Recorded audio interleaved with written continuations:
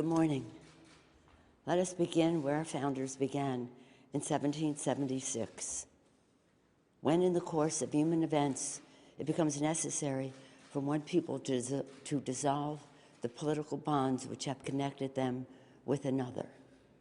With those words, our founders courageously began our Declaration of Independence from an oppressive monarch for, among other grievances, the king's refusal to follow rightfully passed laws. In the course of today's events, it becomes necessary for us to address, among other grievances, the President's failure to faithfully execute the law. When crafting the Constitution, the founders feared the return of a monarchy in America. And having just fought a war of independence, they specifically feared the prospect of a king president corrupted by foreign influence.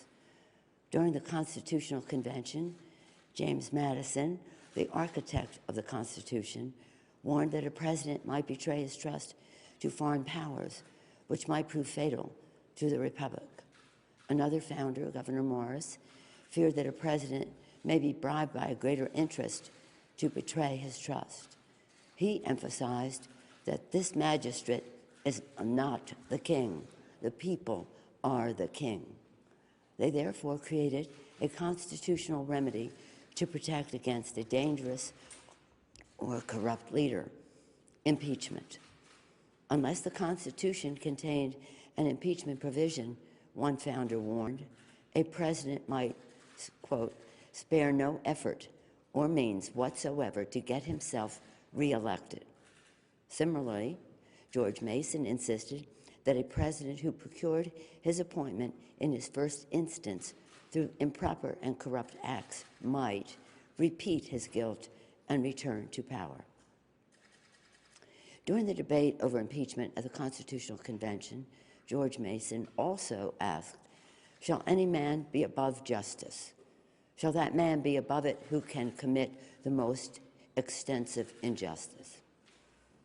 In his great wisdom, he knew that injustice committed by the president erodes the rule of law, the very idea of fair justice, which is the bedrock of our democracy.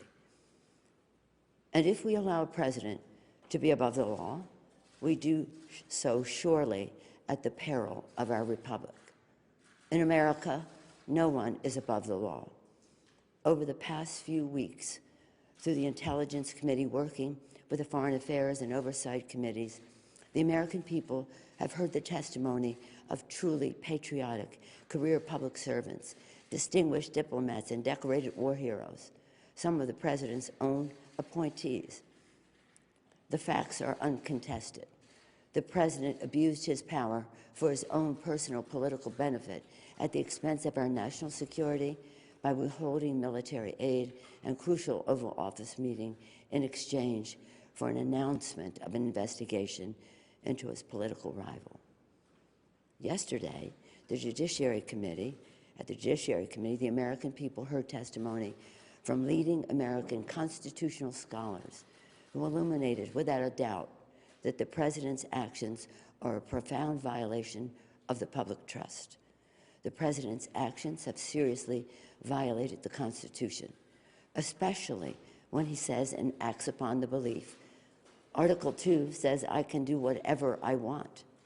No, his wrongdoing strikes at the very heart of our Constitution, a separation of powers, 3 co-equal branches, each a check and balance on the other. A republic, if we can keep it, said Benjamin Franklin. Our democracy is what is at stake. The president leaves us no choice but to act because he is trying to corrupt, once again, the election for his own benefit.